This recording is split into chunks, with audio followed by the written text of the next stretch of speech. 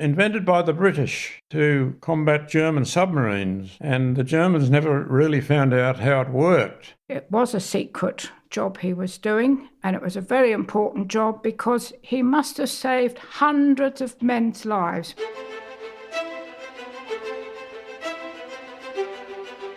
Welcome to the podcast where we track down Australian war veterans, have a chat with them, and hear their stories.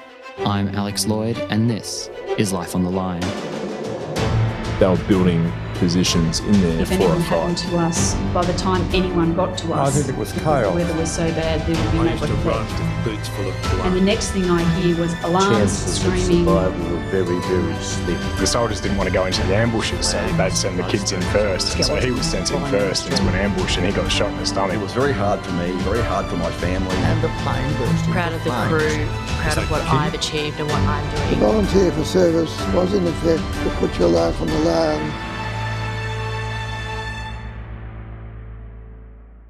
Antony Greatrex served in World War II in the Royal Australian Air Force. Antony is the younger brother of the late Barney Greatrex, who our longtime podcast listeners will remember from Season 1.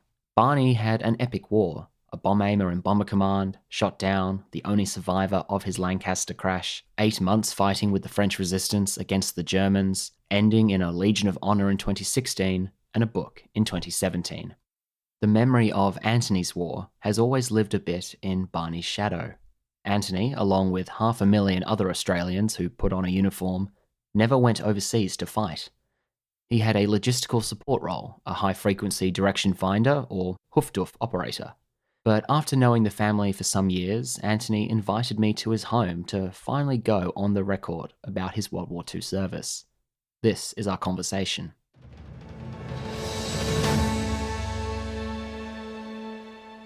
I'm Alex Lloyd, and today I'm in the home of Antony Greatrex. Antony, thank you for speaking with me today. Thank you. Antony, I would like to start our conversation by talking about your father, Basil. He was in South Africa when World War I broke out, I believe. That's right, yes. And when the war broke out, he joined up. Yes. And I always remember him saying he decided to join the army. The first thing they did was to ask him to get on a horse and gallop round this oval, which he did. And after, I suppose, the various things went on, he said he'd been to a school in England called Oakham, and he said if you went to the right school and you could ride a horse, you were officer material. He was in South Africa and joined a irregular mounted cavalry unit, I understand. That's correct, yes. And then he goes over to Cairo and he's getting ready to be shipped out to Gallipoli. But then why? Well, I think he first went to England and then he went to an army school there. He had to be taught to be an officer, I suppose, and to do whatever you had to do, which he was going to be in the ordnance. And then he eventually, after his training in England, he is sent to Egypt, but he doesn't make it to Gallipoli. Why is that? I really don't know. I think he went over there to try and catch up with people he might have known there, but I know very little about that. And instead he finds himself posted to the Macedonian front. Yes, he was there, and also, but I think mainly in Egypt, and exactly what his job entailed I wouldn't know. But it was in ordnance. And your mother, Elsie, she was a nurse during the war. That's right, yes. Where was she based? Well, she finished nursing in Australia before the war. She went by herself over to America and nursed in the California, and then was nursing a family up near Chicago, that's right. And then the First World War broke out, and she immediately or very soon got a ship over to England. And she didn't join the Army Medical Corps or anything like that. She just nursed in England as required. Nursing officers and soldiers returned from the front, or? Yes, mostly that, I think. German airships were coming over and dropping bombs, and one injured her, and she had to stop nursing for a while. And we've got pictures of her. She went out and joined the land army in England, milked cows and that sort of thing, which she loved. Playing her part in whatever way she could. That's right, yes. And your father and mother, they had met in Australia prior to the war. That's right, yes. And then they got married in 1915. In England. Yes. And there's a family legend at war's end about Basil stopping a riot.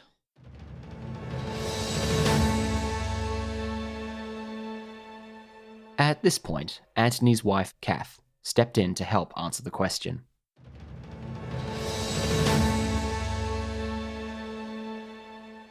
You've covered a bit of Antony's father's First World War service. He was very lucky to survive because I don't think he actually saw action as such, but to survive Macedonia was something because they had all sorts of nasty diseases and things like that. That surrection in Cairo, well, in actual fact, what it was the go-downs. Because he had all the horses, they got them back as far as Cairo. Egyptians were raiding the go-downs where they were storing all the grain, and they had to stop this. And Basil literally just walked out into the street with all these people with knives and God knows what all, and stood there and told them they could not raid the go-downs and have the grain because he needed it for the horses and it belonged to the British Army. And luckily for him, they backed off because I have a relative whose father was knifed to death in Damascus trying to do the same thing.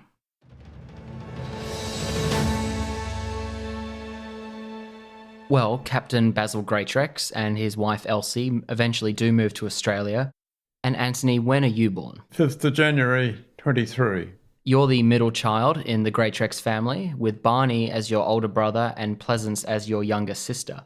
Can you tell me a bit more about your childhood?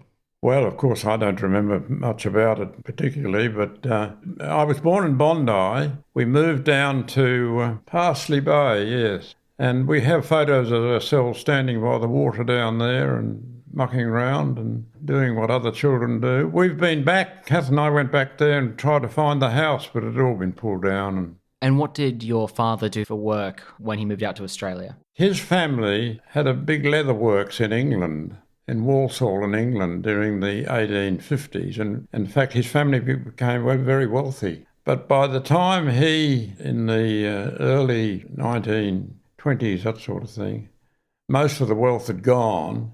But he did have experience in running a small business. So he had a very limited amount of capital. And what he did was he got agencies for British companies and he set himself up in Sydney. And we will come back to that company as you and your brother work for it post-war. Do you remember the Great Depression growing up? Yes, although I think at that age, I don't think children really realised what was going on. We had relatives up at Stratford, and I used to go up. Barney and Pleasance didn't much, but I used to go up and see them. We went up by train, steam train it was, and I always remember going along the Hunter River, isn't it? It goes in from Newcastle, and seeing all the tents that people had put up, and they were all living in it on the river. How many? Oh, there were dozens and dozens, if not hundreds of them. Makeshift camps and this sort of thing. But the trouble is, when you're at that age, it doesn't really sink in. No, you don't fully understand what you have that others might not. That's right, yes. And it's just such an abstract concept for a child to really appreciate if you're not faced with the reality of it. It's odd, the small things that you remember. I remember when we were living at Pymble at that time in the 1930s. And I remember some friend of my father and mother coming to see us and have afternoon tea. And when he left, he said, "Oh, look, could you give us a shilling?" Or he asked for something. He said, "I haven't got any money to get home." I always remember that. It's something that you wouldn't strike today. Now, your brother Barney went to Knox Grammar, and you did as well, but you had a bit more of a varied schooling career than Barney. Preschool, both Barney and my sister went to, I think there were two in Pymble, and then I went to Knox. Now, how long I was at Knox in the junior school, I'm not sure, but Mr. Chapman was the headmaster. Do you describe it as headmaster of the junior school? He was the head of the preparatory school. That's right. Under the overall headmaster, Neil McNeil. And I think my mother got on with him very well, and I never did do well at school at all. I think I was keen enough, and I enjoyed it, because I particularly in the high school, when I first went there, they started a woodworking class. They had a proper classroom with all the woodworking tools and things. And I got on quite well there. My recollection of going to high school in Oxford, all the masters and everyone there were very kind but they recognised you if you didn't have the ability to get through all the exams. You mentioned Mr. Chapman at the Knox Preparatory School. He was enlisted in B Company of the 2nd Battalion, 1st Infantry Brigade, Australian Imperial Forces. He arrived in Egypt in December 1914, and he joined the Gallipoli Campaign and the assault on Lone Pine. He was promoted to Lance Corporal, and he was wounded in the eye during that action. He eventually finished up the war as captain. How did you react when you first learned that Australia was at war in 1939? Well, I can remember the day it happened because I was at the Gordon Picture Theatre, which was one of those huge places that all the suburbs had, as there was no TV and picture theatres. And I remember walking out of it and walking home to Pymble, and I saw everyone was starting to talk about that war had broken out. How did you feel at the time? Very little. Very little. You don't comprehend the disaster that was about to open upon us. You would have been 16 years old. Did you have an inkling that you might get caught up in it soon? No, I didn't. You didn't think about it, really. Well, you finish up at Knox Grammar in December 1940 at 17 years of age, and then March 1941, you join up. By then, had you mentally prepared yourself for the possible adventure or challenges ahead? I thought of joining up really as a continuing my education. When I was young, I was very much interested in wireless technology. And we used to make crystal wireless sets, wind the little coil and make the whole thing work. It was good. And then I thought that, in fact, it turned out that way, that I could continue that education by joining the Air Force as a wireless operator. Well, your initial training, it throws some surprises at you. Didn't affect me in the least. We spent a fortnight at Richmond being introduced and getting a uniform, and then we were all sent down to Melbourne, and we lived in the exhibition building, that huge building that they built for the first Parliament, and we all lived in there. We all marched down every morning to the Melbourne Technical College, which wasn't very far away, and truly, my recollections of it, we never thought about the war and what was going to happen or anything. It was just an exciting tertiary education. It was, yes. Then at training in Mount Gambier, you were flying Avro Ansons. Yes. What happened was we finished a huge number started off in the wireless section, learning about Morse code and all that. And after 6 months, how many were left, I don't know, but a lot of them had dropped out. But I managed to get through it all right. And then we went down to Point Cook to finish the course off. And that was another 2 months. So it was about 8 months all told, would have thought.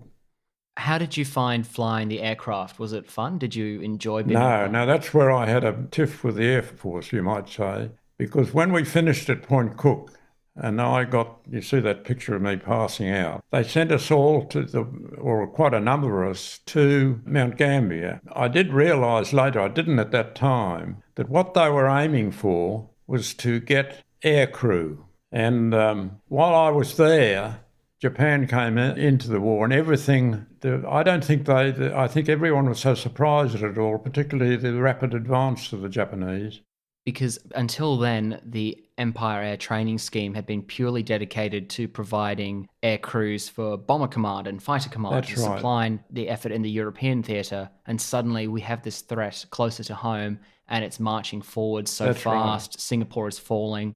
So suddenly we have to meet our quotas of commitments to the Commonwealth, as well as defending our own shores. And there's more discussion these days that there's no real indication Japan really wanted to invade Australia outright, but I think they were surprised at their own success. But it's a very understandable fear at the time that they're coming south and they're not stopping and they're winning victory after victory after victory. So they were looking to use you as one of many aircrew to send either to keep in the Pacific or send over to Europe. But you put your hand up and say, actually, I find this a bit dull. Well, when we got there, that one of the faults for the Air Force I found, they never had a meeting and said, now this is what's going to happen and we'd like you to know that you're going to do this or that. They never did. They just come up and say, well, when we were at Point Cook finishing the course and I passed out as a wireless operator, they just shoved us all off to Mount Gambier and didn't tell us anything really what was going on. And now I had, I suppose, half a dozen or 8 or maybe 10, I don't know, flights in these Avro and as a wireless operator. I found that this is something I don't like particularly.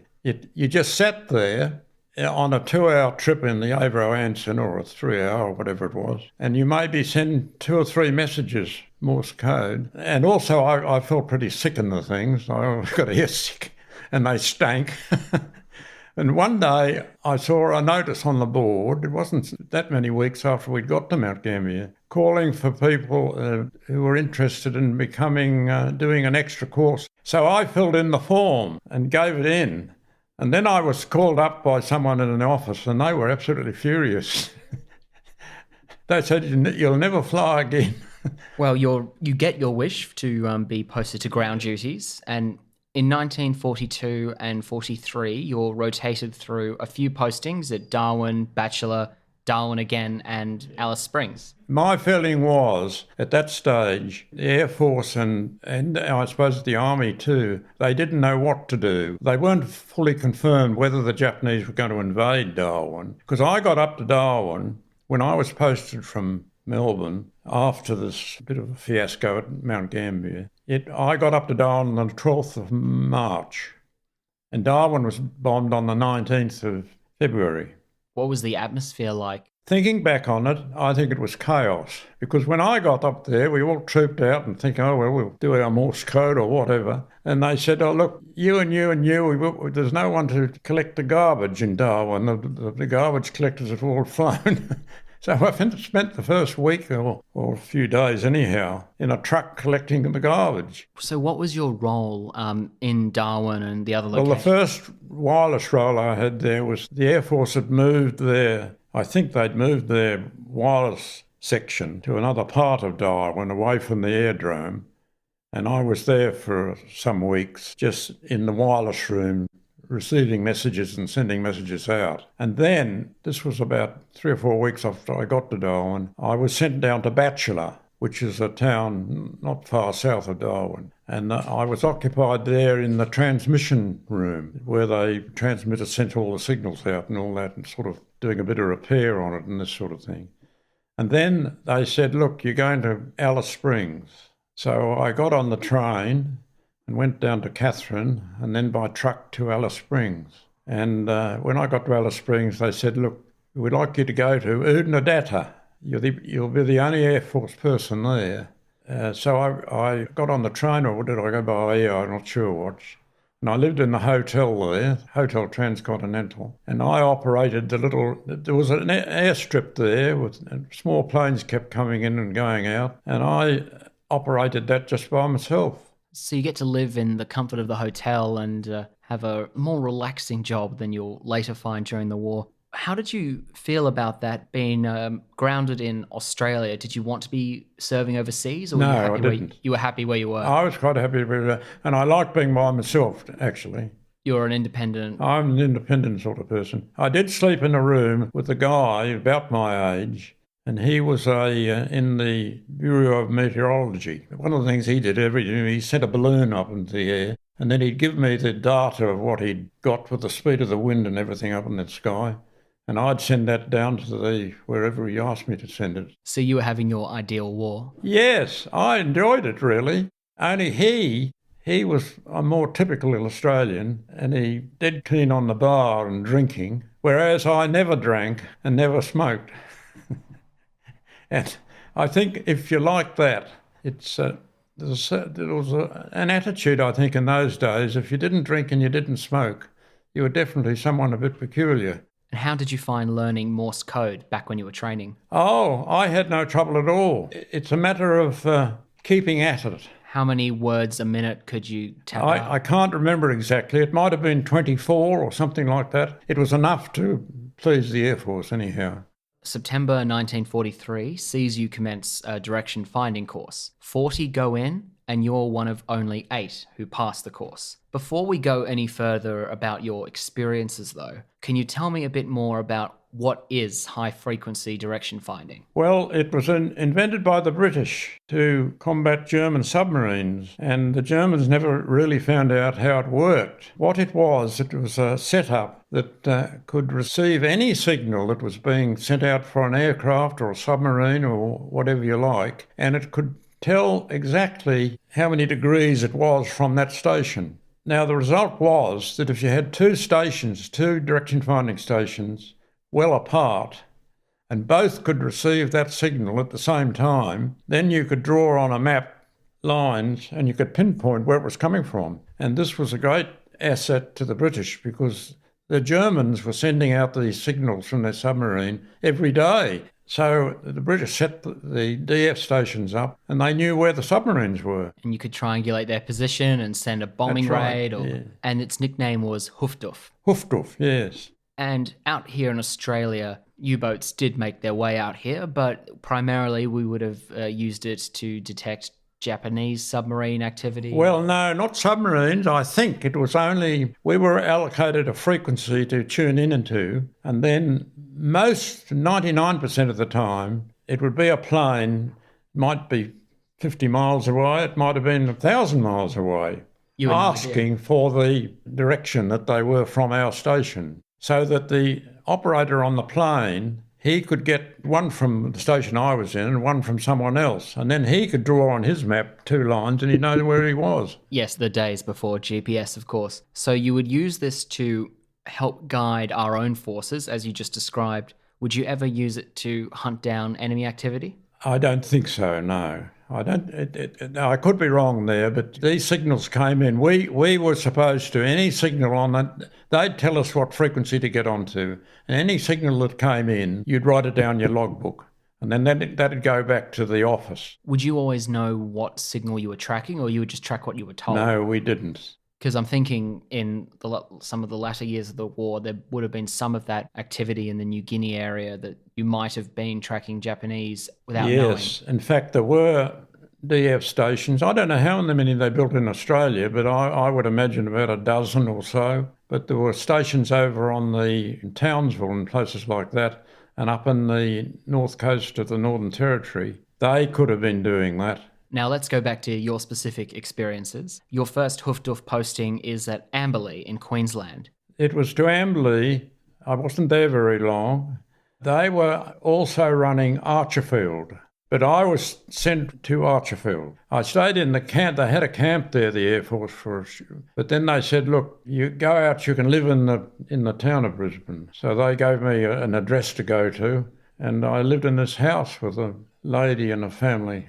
And I had a bicycle and I rode into Archerfield. So it was quite a nice existence. Funny thing, the main thing I remember about Archerfield was a Lancaster bomber came in and was parked down the end of it. And it's the first big bomber I'd ever seen. And I always remember that. And also, in this particular DF station at Archerfield, there was a huge revolver sitting on the bench.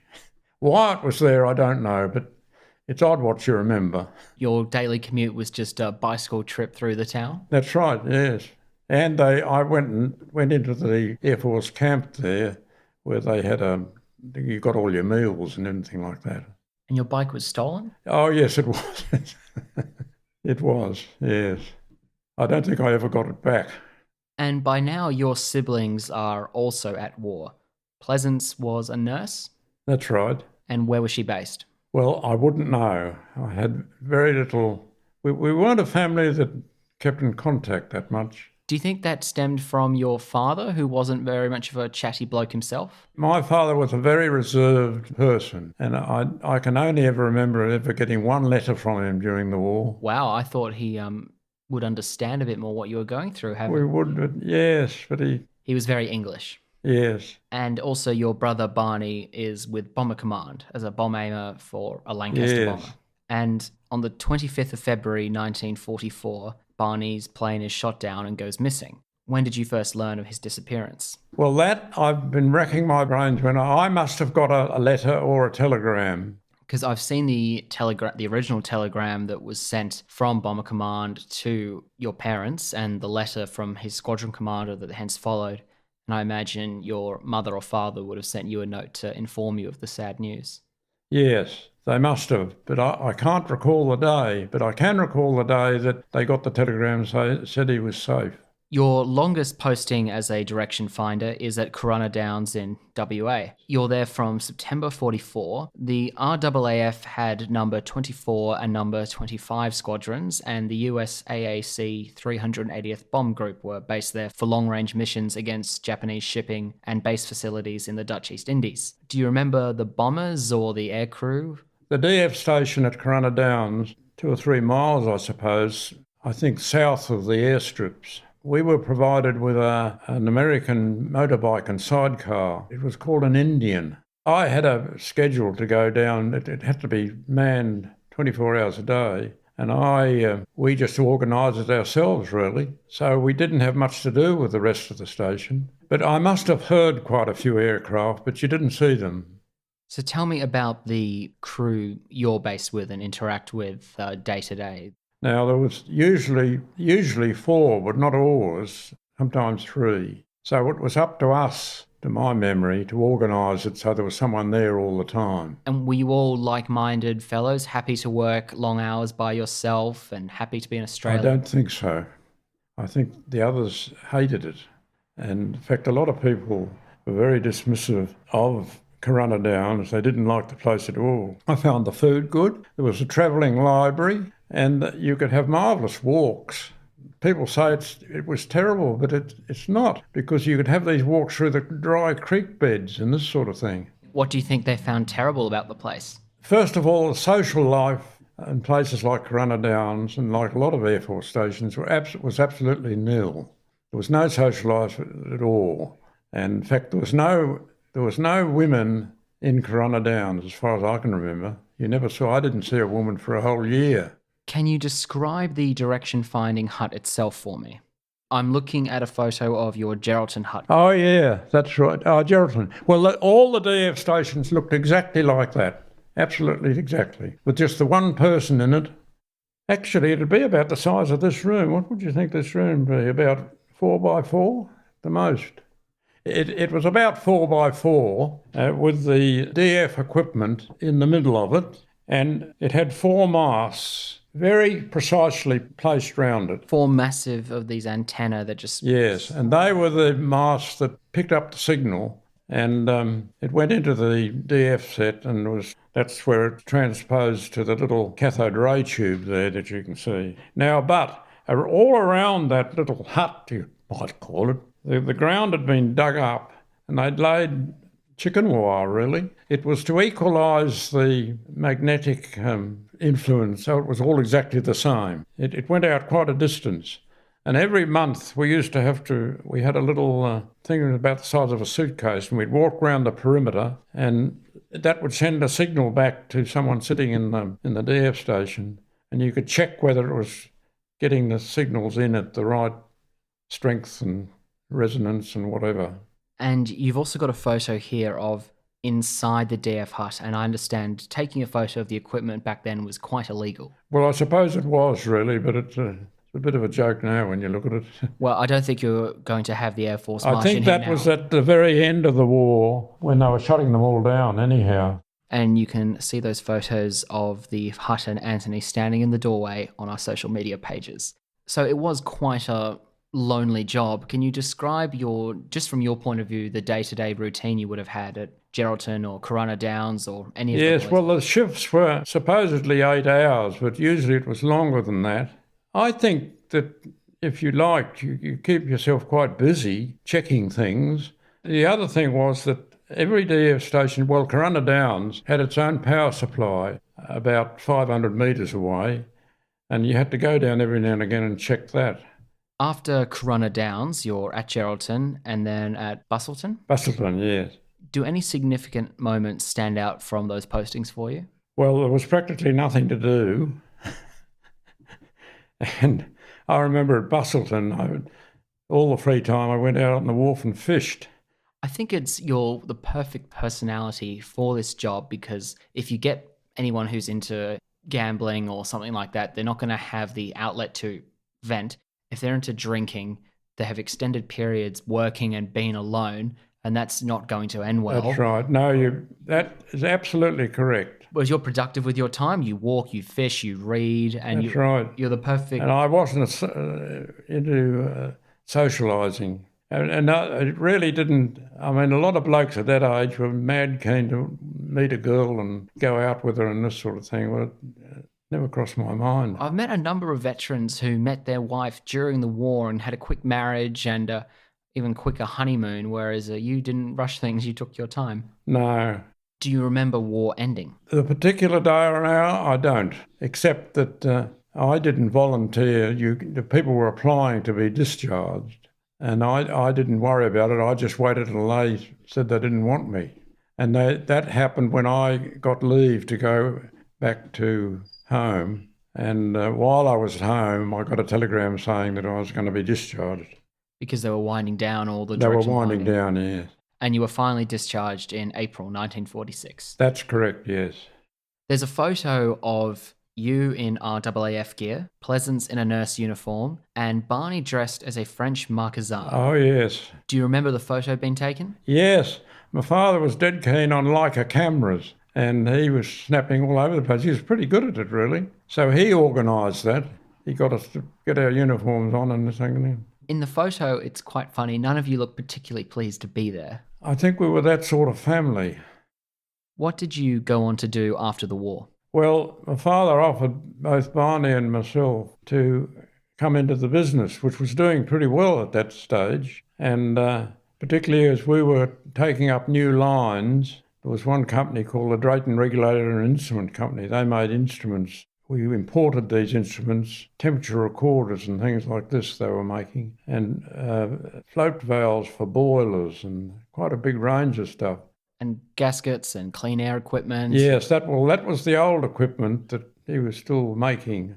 And we had, at one stage, we had a factory of about 30 people in it, I think. What about Barney after the war? Did he go back to do his university degree? He went to the university.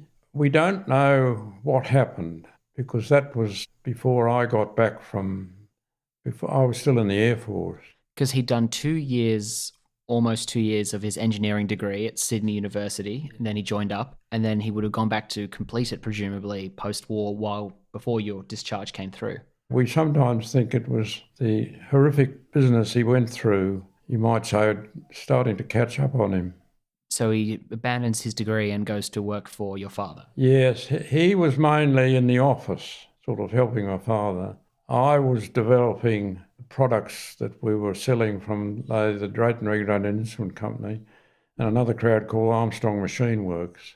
What about your sister, Pleasance? Yes, well, she was nursing, still nursing. But in a civilian capacity now? Yes, that's definitely. Yeah. As the years went by, you said that you hadn't been a close family growing up. How was your relationship with Barney working together as adults? Well, because I was handling different lines to what Barney was involved in.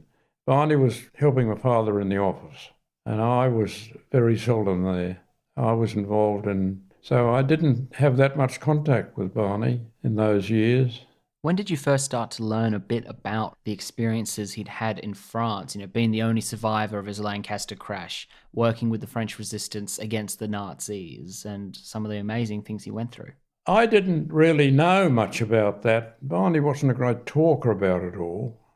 He was very reserved, and I know he and Jenny attempted to, or they did, write a whole screed about what went on. Jenny encouraged Barney to write an account of his experiences, and thankfully he did, because that was a vital piece of research for Thistle Productions, the makers of this podcast, when doing the For School and Country documentary, and even more instrumental to Michael Veitch and myself and Angus Horden when putting Barney's book together. So I'm really glad they did that, but you wouldn't have got to read that at the time. You would have found out later. No, I didn't read it.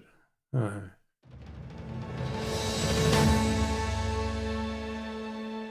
There's just a little bit more to go with Antony, but before I wrap up with him, I want to play a bit of the conversation I had with Kath after Antony and I were done.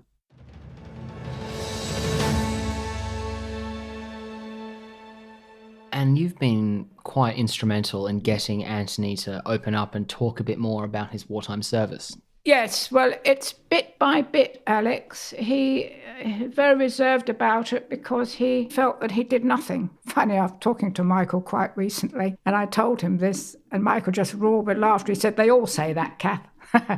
But yes, he just felt, well, he felt very much in Barney's shadow, I think. I mean, to have a brother who survived out of a Lancaster and being a bomb aimer to boot, when Barney, for people who have not read the book, when he was interviewed, when he finally got back to England, and they said, "But you're the bomb aimer, how did you get out of that aircraft? They just don't get out."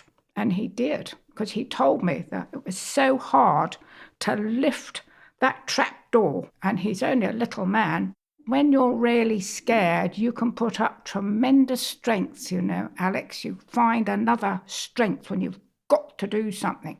Anyway, Barn got out and he survived, and it's an incredible story. And I think Antony felt, well, there's nothing much I can say. But what Antony did during the war was secret. The Germans actually got onto the Isle of Wight trying to find those Cathay ray tubes. They wanted to find out how the British were building this system. They actually got onto the Isle of Wight, and they thought they were going to meet Dad's army, and they didn't. They met a crack team of guys. But Antony, it was a secret job he was doing, and it was a very important job because he must have saved hundreds of men's lives bringing them back, because if they hadn't had the direction finding that they could log into, they had no idea where they were out over the Timor Sea, the Coral Sea. There must be lots of other fellows who did this particular job, but as far as we know, there is nobody else left alive, because Antony's one of the youngest men ever to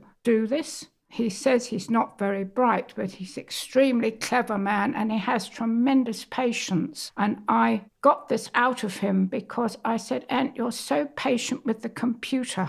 You never get cross." He said, "I had to be very patient, Kath, because I was the only one in the Huff-Duff little shed, and I had to work it out for myself if anything went wrong." And I said, "Oh, really?" I've only learnt this about the last 9-10 years. And the funny thing is, Alex, it's when we're making the bed in the morning, because he brings up little things that he remembers about the war. Ant did an incredible job in the war. Heaps of guys did it far harder, did amazing things. Antony had a blissful time, really. He had a good war. He did. You could say that, Alex. He had a good war.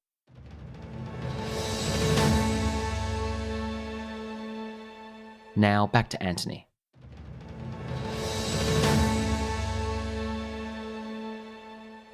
And Antony, you yourself have not really talked about your wartime service much before, but you've now opened up more thanks to your wife, Kath. What prevented you, do you think, from speaking more about it before? Well, because I still think it's so mundane and ordinary, and nothing exciting really happened at all. I mean, it's not as if you were some poor bloke up on the Kokoda track or something like that. Well, your brother Barney had a particularly notable heroic war, and it's been documented in a biography of his life. And that book, Barney Greatrex, From Bomber Command to the French Resistance, the stirring story of an Australian hero by Michael Veitch, was launched officially at Knox Grammar School on 8 November 2017. And that book launch, is that one of the first time you've worn your medals? Yes, it was. So you've not done an Anzac Day march or anything like that? No. Oh, well, since we've been here, we've gone over to the Anzac Day service. But prior to that, I didn't get involved, really. Well, I am glad you're finally telling your story, Antony. It's not a tale of frontline fighting for your life or a story like your brother's that leads to a Legion of Honour, but it's important. 1 million Australians joined up to fight in World War II, but only 500,000 went overseas. The other half had a range of duties back home. Defending the mainland was a very real concern at the time, after all, and whether they were teaching or had postings like yours with a very specific skill set required, they were all vital. The war machine is very large, very complex, and every piece, every gear is required to keep the wheels turning. Servicemen like you help make it possible for those overseas to fight the enemy. So thank you for your service, Antony, and for speaking with me today. Thank you very much.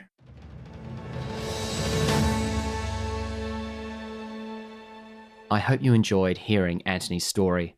If you did, you can write to us about it by emailing podcast@lifeonthelinepodcast.com. You can also go to Apple Podcasts and leave us a 5-star rating and review. This conversation was recorded before the tragic death of Antony's brother, Barney. Barney Greatrex passed away on 17 February 2018. I spoke about Barney and featured some highlights of him from the For School and Country documentary in the short podcast episode simply titled R.I.P. Barney Greatrex. That came out earlier this year. If you want to know more about Antony's brother Barney, you can visit www.lifeonthelinepodcast.com/book. You can also listen to a few episodes from last year's podcast: Australian Airmen's Untold Stories with Michael Veitch, Barney Greatrex, out now, Launching Barney Greatrex with Michael Veitch, and Retracing the Resistance with Charlie Mort. The book, Barney Greatrex, by Michael Veitch, based on research by yours truly and Angus Horden, is published by Hachette and out now where all good books are sold. It's the most fitting tribute to this late, great hero. There's also more information in the book about Antony, Pleasance, and their parents, Basil and Elsie. Check out photos of Antony and his family on our social media pages, LOTL Pod on Twitter and Life on the Line Podcast on Facebook and Instagram. Life on the Line is brought to you by Thistle Productions. Artwork by Big Cat Design, music by Dan Van Werkhoven. Thanks for listening, and lest we forget,